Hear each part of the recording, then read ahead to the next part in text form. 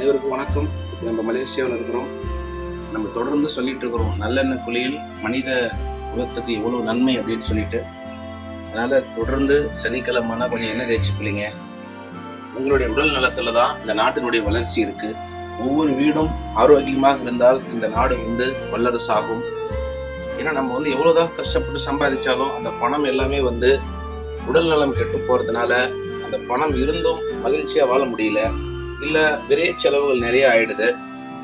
அதனால நமக்கு எவ்வளவு ஒரு நல்லெண்ணெய் தேய்ச்சி குளிச்சிட்டோம்னா எந்த நோய் நொடியும் இல்லாம நம்ம வாழ முடியும், மருத்துவ செலவுல இருந்து நம்ம தப்பிக்க முடியும்.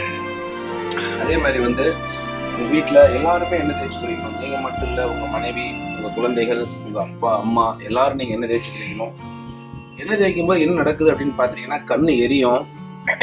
கண்ணு எரிஞ்சதுக்கு பிறகு தலையில இருந்து அப்படியே நீர் வடியும், அப்படியே ஒரு எரிச்சலா இருக்கும், ஒரு மாதிரிதான் இருக்கும். ஆனா அந்த உடம்பு வெப்பமாகி உள்ள ரத்தம் எல்லாம் சூடாகி அப்படியே ஓட ஆரம்பிச்சிடும். ஓட ஆரம்பிச்சதுக்கு பிறகு உடம்புல லூஸ் ஆயிடும். உடம்பு மசில்ஸ் கை கால் இடுப்பு முகம் எல்லாமே பார்த்தா இப்ப வலிக்குதுன்னு சொல்றோம் இல்லையா, முட்டி போட முடியல, குமிய முடியல, நிமிர முடியல, கால் மறுக்குது அப்படின்ற பலதரப்பட்ட வியாதிகள் சொல்றாங்க இல்லையா. ஸோ அது எல்லாத்தையுமே நம்ம தளர்த்தும். அதாவது இறுகி இருக்கக்கூடிய மசில்ஸை இறுகி இருக்கக்கூடிய சதைகளை இழக்கக்கூடிய ஆற்றல் இந்த நல்லெண்ணெய்க்கு இருக்கு. அதனாலதான் அந்த காலத்துல வைத்தியனுக்கு கொடுப்பதை விட வாணியனுக்கு கொடு அப்படின்னு சொல்லியிருந்தாங்க. அதனால நீங்களும் என்னன்னா எண்ணெய் தேய்ச்சி குளிக்கிறதுனால மிகப்பெரிய நன்மை ஏற்படுது அப்படிங்கறது அனுபவ ரீதியா நம்ம சொல்லிட்டு இருக்கிறோம். ஸோ எண்ணெய் தேய்ச்சி குளிங்க, ஆரோக்கியமா இருங்க.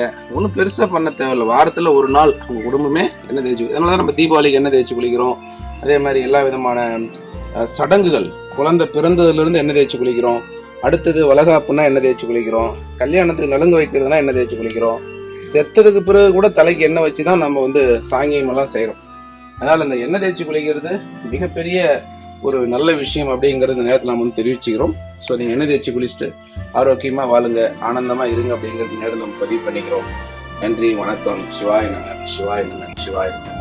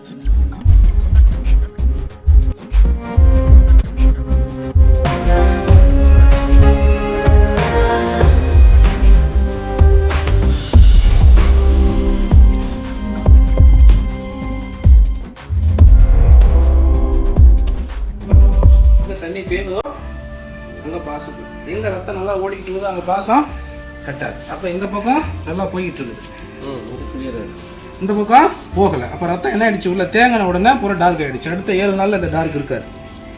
ஏன்னா ரத்தத்தை என்ன பண்ண போறப்ப உடச்சி ஓட விட போறேன். வேலை முடிஞ்சு போயிடுச்சு. அப்போ ஏதாவது வலிக்கும். அம்மா சொல்லுங்க, அம்மா இவன் என்ன காரணம் தெரியுமா? இவர் பெரிய சண்டீர், பெரிய சண்டீர் இல்லாத வைக்கிறாங்க. ஆனா சண்டீர் எல்லாம் அப்படி விழுந்தான்னு வச்சுக்க சோழி முடிஞ்சது. அதனால எப்பேற்பட்ட மாவீரன், எப்பேற்பட்ட சண்டீர் எல்லாம் கை இழுத்து கால் இழுத்து விழுந்து கிடந்தவங்க இருக்கிறோம். தம்பி புரியுதா? கோபத்தை விட்டுடணும். தன்னைத்தான் காக்கில் சினம் காக்க காவாக்க தன்னையே கொல்லும் சினங்கிறார் வள்ளுவர். கோவப்பட்டீங்கன்னா உடம்பு கெடும். கோவப்படக்கூடாது. சரியா? அறிவு தான் நம்மளை காப்பாற்று. கல்வியா செல்வமா வீரமா? கல்வி தான். ஆத்திரக்காரனுக்கு புத்தி மட்டும். புரியுதா? நீ இனிமே அறிவாளி. நேற்று வரைக்கும் முட்டாள், கோவப்பட்ட. இன்னையில இருந்த அறிவாளி. அப்ப கோவப்பட கூடாது. கோவமே பட்டாலும் அறிவு எனும் அங்குசத்தினால் கோபத்தை அடக்கி ஆளுகின்ற திறன் வேணும். இல்லைன்னா என்ன ஆகும்?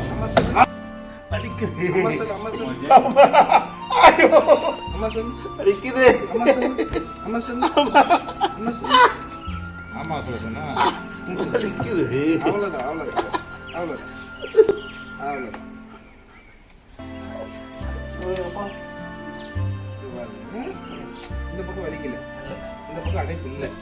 புரியுதா? இது எது? இடது மூலையில உங்களுக்கு அடைப்பு இல்லை. இது பாரு வலது. சரியா? தெரியுதா? தெரியுதா? ஐயா தெரியுதா? இதுதான் அடைப்பு.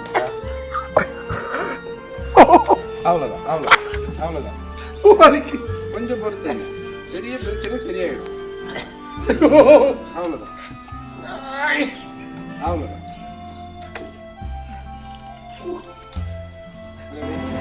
அனைவருக்கும் வணக்கம். மலேசியாவில் நம்ம ஆஞ்சநேயர் கோயிலில் இருக்கிறோம்.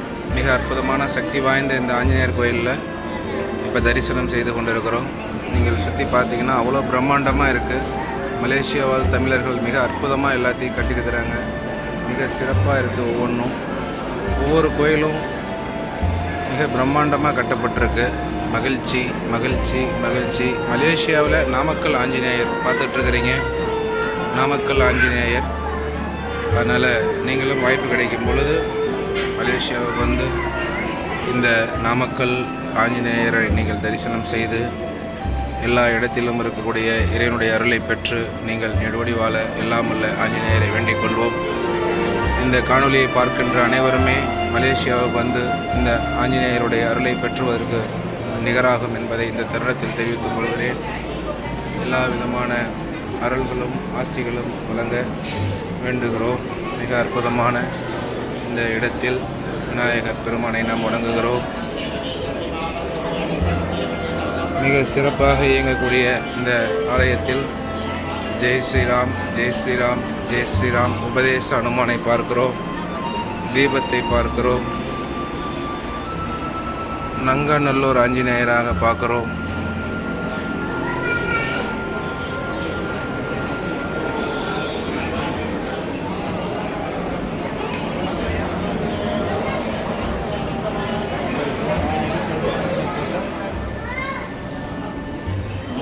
கோயிலுக்கு வெளியில் பார்த்துட்டிங்கன்னா கால் கழுவிட்டு தான் உள்ளே வரணும்.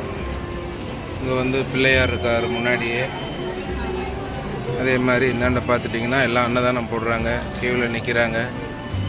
மலேசியாவுடைய உயரமான அந்த கட்டிடங்களை நம்ம பார்க்குறோம். வெளி தோற்றத்திலிருந்து சஞ்சீவி ஆஞ்சநேயர் அன்னதானம் சிறப்பாக. இங்கே நீங்கள் பார்த்துட்ருக்கிறது ஆஞ்சநேயர் ஆலயம்.